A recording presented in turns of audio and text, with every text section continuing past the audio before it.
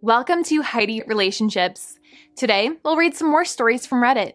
But before we start, I would really appreciate if you could subscribe to the channel, like the video if you enjoyed it, and maybe leave a comment down below.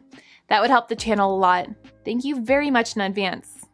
The first one is titled, "My boyfriend let his ex store stuff in our home. I sold it all." So, I know the title probably makes me sound like the bad guy here, but please hear me out before judging. I really need some outside perspective on whether I went too far and how I handled this situation. I'm Kara, 31, and until recently, I lived with my boyfriend Ryan, 34, in a nice two-bedroom apartment in Portland. We'd been together for 2 years and living together for 1. Things were mostly good between us. We both have stable jobs. I'm a dental hygienist, he works in IT, similar interests, and generally got along well. The only real issue was his weird relationship with his ex, Vanessa. Ryan and Vanessa dated for 5 years before breaking up about 8 months before he met me. According to Ryan, the split was mutual. They'd grown apart, wanted different things, the usual story. But from day one, something felt off about how they interacted. They stayed friends after the breakup, which I tried to be cool with at first. I'm not usually the jealous type, and I believe exes can be friends if everyone maintains proper boundaries. The problem was Vanessa didn't seem to understand what boundaries meant. She'd call Ryan at odd hours for computer help or to get his opinion on random things. She'd tag him in old photos on social media with captions like memories or miss these days. When we ran into her at local spots, Portland isn't that big, she'd practically ignore my existence while reminiscing with Ryan about their past. "Oh, Ryan, remember that time we went hiking at Multnomah Falls? You were so scared of heights," she'd say, laughing and touching his arm. Or, "Hey, they're playing our song," at a bar, trying to get him to dance. Ryan would always say I was overreacting when I brought up these issues.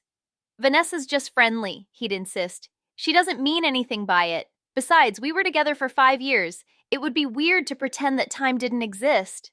I tried to be understanding. Really, I did. But things came to a head eventually.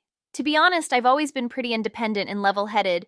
Growing up with a single mom who ran her own business taught me the importance of setting boundaries and standing up for myself. I put myself through dental hygiene school, built a solid career, and bought my own condo by 28. I've never been the type to let people walk all over me, which makes this whole situation even more frustrating to look back on. I met Ryan at a mutual friend's Super Bowl party in 2021. He seemed different from guys I'd dated before, quiet but confident, smart without being arrogant, and genuinely interested in my thoughts and opinions. We bonded over our shared love of hiking, true crime documentaries, and trying new restaurants.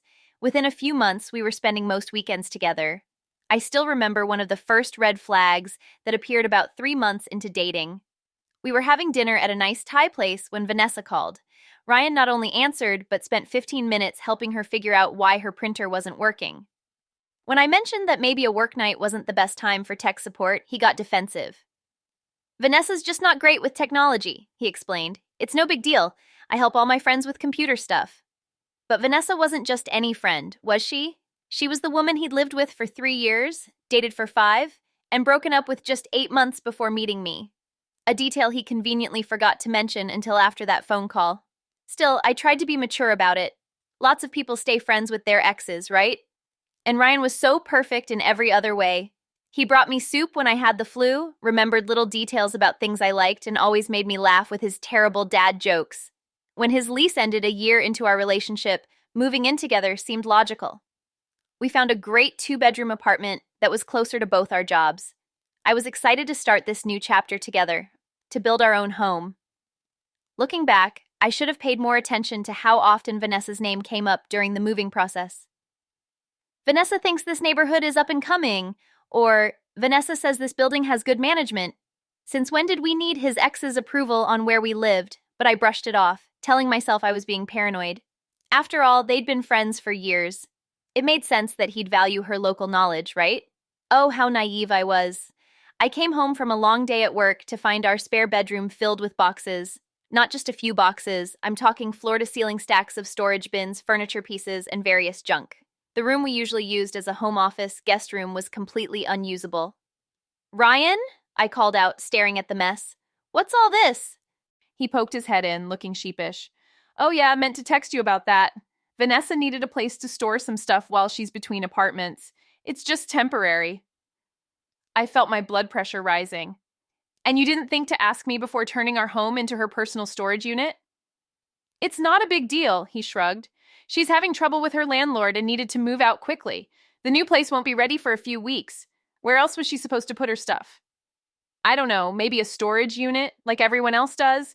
There are literally dozens of storage facilities in Portland. Those are expensive, he argued. We have the space, and it's just temporary. Why are you making this into such a big thing? I took a deep breath, trying to stay calm. Because this is my home too, Ryan. You can't just make decisions on your own about filling it with your ex's belongings without even discussing it with me first. Fine. I'm sorry I didn't ask, but what's done is done. It's just for a few weeks. I looked around the cramped room. And what exactly counts as a few weeks? Her new lease starts in about 6 weeks. She'll get everything out then. 6 weeks? I couldn't believe what I was hearing. That's not a few weeks, Ryan. That's a month and a half of having our spare room completely unusable. Where are my parents supposed to sleep when they visit next month? He waved off my concern. They can get a hotel. It's not like they stay here that often anyway. That's when I noticed something that made my stomach turn. On top of one of the boxes was a framed photo of Ryan and Vanessa from their dating days, both smiling at the camera with their arms around each other. Really? I picked up the frame. She couldn't even be bothered to pack away old relationship photos before storing her stuff in her ex's new girlfriend's home? Ryan snatched the frame from my hands. Don't go through her things. I didn't go through anything. It was sitting right on top. And that's not the point. The point is that this is completely inappropriate. We argued about it for another hour, but Ryan wouldn't budge. He kept insisting I was being unreasonable and that helping friends in need was just what decent people do. She's not just a friend, though, is she? I shot back. She's your ex who clearly isn't over you, and you keep enabling her boundary-crossing behavior.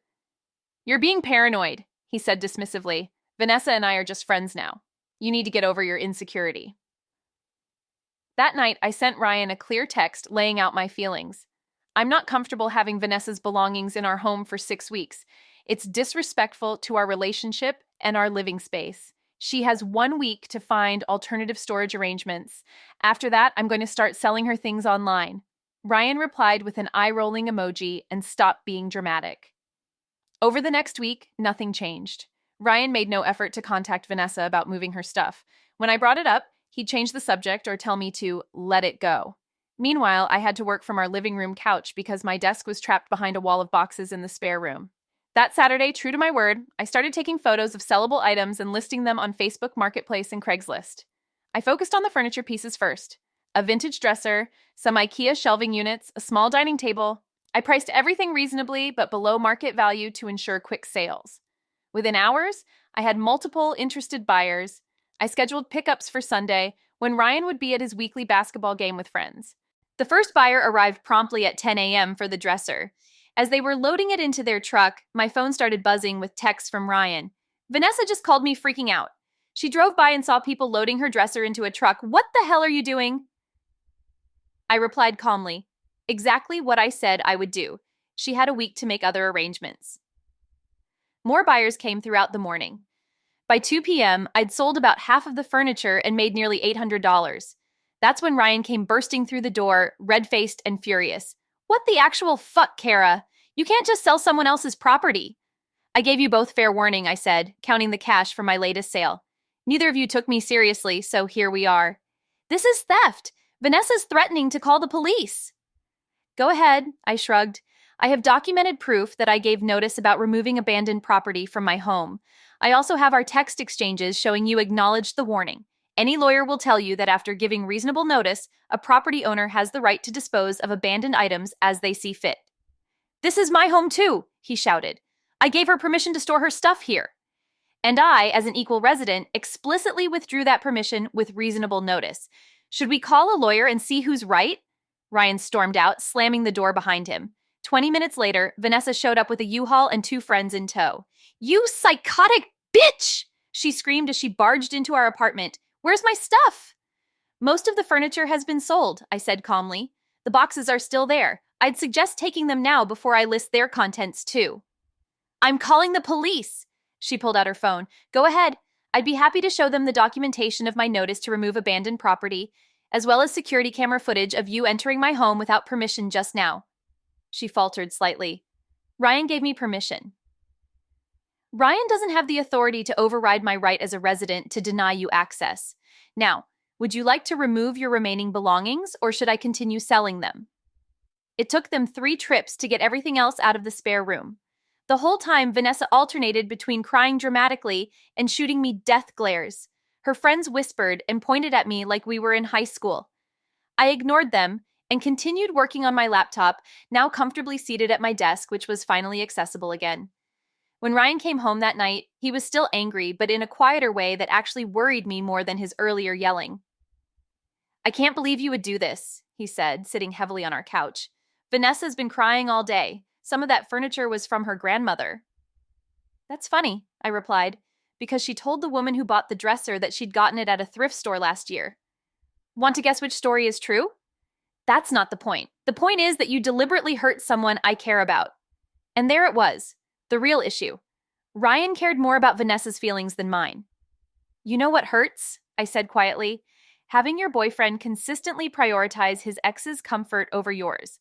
Having him dismiss your feelings as dramatic and insecure while enabling her inappropriate behavior. Having him turn your shared home into storage for her emotional baggage, literally and figuratively, without even asking you first. It's not like that. It's exactly like that, Ryan. And the fact that you can't see it tells me everything I need to know about where I stand in this relationship." I spent that night at my sister's place, ignoring the barrage of angry messages from both Ryan and Vanessa. The next morning, I had an email from Vanessa's friend, who's apparently a lawyer. "Dear Kara, this email serves as formal notice that my client, Vanessa, last name, intends to pursue legal action regarding the unauthorized sale of her personal property." I forwarded it to my own lawyer. Yes, I'd actually consulted one before selling anything, who replied within hours, "Dear Miss Lawyer's name, thank you for your email. Please find attached documentation of 1. Written notice given regarding removal of abandoned property. 2. Acknowledgement of said notice by property co-owner. 3. Security camera footage of your client entering private residence without permission. 4. Social media posts by your client proving several items claimed as family heirlooms were recent purchases. We welcome any legal action and are prepared to countersue for harassment and trespassing. Best regards." I never heard from Vanessa's lawyer friend again, but my relationship with Ryan was obviously damaged beyond repair. Over the next few days, we had several long conversations that basically confirmed what I'd already figured out. He wasn't over Vanessa, and I deserved better than being someone's second choice. "I do love you," he said during our final talk. "But maybe you're right. I haven't been fair to you. I shouldn't have dismissed your feelings about Vanessa's presence in our lives." "No, you shouldn't have," I agreed. "But I'm actually glad this happened. It forced us to confront issues we've both been avoiding." I moved out the following weekend. Ryan didn't fight it. I think he knew as well as I did that we'd crossed a point of no return. 3 weeks later, I heard through mutual friends that he and Vanessa were trying again. Called that one. It's been 2 months now, and honestly, I'm doing great. My new apartment is smaller, but it's completely mine, and no one's ex gets to store their emotional or physical baggage in it. I've even started dating again, though much more cautiously this time. The $800 I made selling Vanessa's furniture, I donated it to a local women's shelter that helps people actually in need of emergency housing and storage. Seemed fitting somehow. Looking back, I know some people might think I went too far by selling her things. Maybe I did. But sometimes it takes a dramatic action to finally break through patterns that everyone's too comfortable maintaining. I lost a relationship, but I gained something more valuable: the knowledge that I won't let anyone treat my home or my feelings as an afterthought ever again. So what do you think? Was I wrong for taking such drastic action? Should I have given them more time or tried to handle things differently? I'm genuinely curious to hear outside perspectives on this. Edit. Wow, this blew up overnight. Thank you for all the responses. To address some common questions. 1. Yes, I checked local laws about abandoned property before taking action. In our state, property left after reasonable notice, usually 5-7 days, can legally be disposed of by the property resident. 2. No, none of the furniture was actually valuable antiques or family heirlooms. I did extensive research before selling anything, including checking Vanessa's social media where she'd posted about many of these items being recent purchases. 3. For those asking about the photo frame incident, yes, that was deliberately placed on top where I'd see it. Found evidence in their text messages. Ryan left himself logged in on our shared iPad, of Vanessa specifically arranging it there to remind him of good times. 4. Update on Ryan and Vanessa. They broke up again after 3 weeks. Apparently, she expected him to replace all the furniture I sold since it was his fault for not stopping me. He refused, they fought, and now they're both bad-mouthing me to anyone who'll listen. Funny how that works. 5. To the people saying I should have been more understanding about storage unit costs. The average unit in our area runs about $100/month. Vanessa drives a brand new Tesla. She could afford it. Looking back at everything that happened, I know now more than ever that I absolutely did the right thing. Sometimes people ask if I regret being so harsh or if I wish I'd handled it differently. Honestly, no, not at all. Here's the thing. This wasn't just about furniture or storage space. This was about respect, boundaries, and standing up for myself. By letting his ex store her stuff in our home without consulting me, Ryan showed exactly where I ranked in his priorities. I could have done what most people suggested, been patient, waited it out, tried to be understanding. But that would have just enabled their behavior and eroded my self-respect even further. The fact that they got back together and then broke up again just proves what I'd suspected all along. I wasn't being paranoid or insecure. I was seeing the situation clearly, while Ryan was still in denial about his unresolved feelings. You know what's funny? Last week I ran into one of Ryan's friends at the grocery store. He actually apologized to me, saying he and the other friends had always felt uncomfortable about how Ryan let Vanessa stay so involved in his life, but nobody wanted to say anything. He told me that my furniture sale incident, as they apparently call it now, finally forced everyone to address the elephant in the room. So yeah, maybe selling her stuff was dramatic, maybe it wasn't the mature way to handle things, but it was effective, it was legally sound, and most importantly, it helped me get out of a situation that was never going to improve otherwise. Sometimes you need to make a bold move to break free from toxic patterns. And hey, my new apartment looks amazing with all my furniture that nobody else's ex has any claim to. Funny how that works, right? But in any case, I'd like to thank everyone that chipped in with their opinion and helped me get some closure on the situation. I found my peace with how it turned out, so thank you all again for helping me with that. Here are my thoughts about the story. Okay, y'all, this story hit differently because I can see all sides here. And it's messy. Like, sure, the boyfriend and his ex were totally out of line, but let me play devil's advocate for a minute here. What really caught my attention was how quickly OP jumped to the nuclear option. 1 week's notice before selling someone's stuff? I get that she was frustrated, but some of that furniture could have had real sentimental value we don't know about. Like, yeah, Vanessa turned out to be lying about the grandmother's dresser, but what if she hadn't been? What if there were family photos or irreplaceable mementos in those boxes? The fact that OP was willing to potentially destroy someone's precious memories just to prove a point, that's pretty cold. And let's talk about how she went behind her boyfriend's back to plot this whole thing. She consulted a lawyer, planned the sales for when he'd be at basketball, and basically orchestrated this whole scheme in secret. That's not how you handle problems in a healthy relationship. If things were that bad, why not just break up with him instead of going full storage wars on his ex's stuff? But, and this is a big but, I totally get why she did it. The part that really got me was that photo frame story.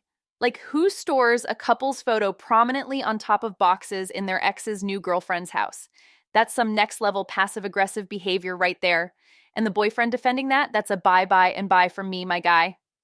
The text messages were what sealed it for me, though. When someone explicitly tells you, I'm going to sell your stuff if you don't move it, and you respond with an eye roll emoji, you're basically asking for what comes next. Play stupid games, win stupid prizes.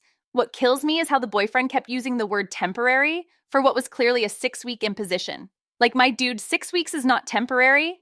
That's longer than some people's entire relationships.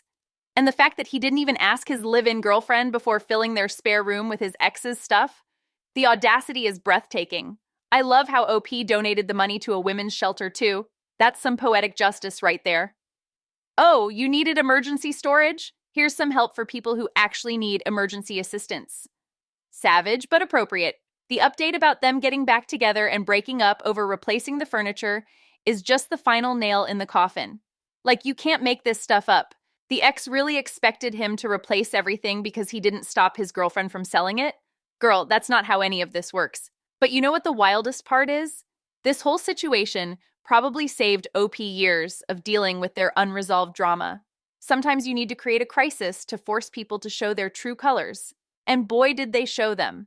The boyfriend choosing to defend his ex's right to store stuff in their shared home over his girlfriend's comfort. That tells you everything you need to know about where his priorities were. So while I don't fully agree with how she handled it, I can't argue with the results. Sometimes you need to burn a bridge to stop yourself from crossing it again. You know what I mean?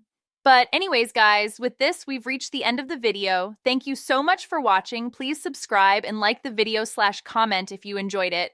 I'll see you again tomorrow.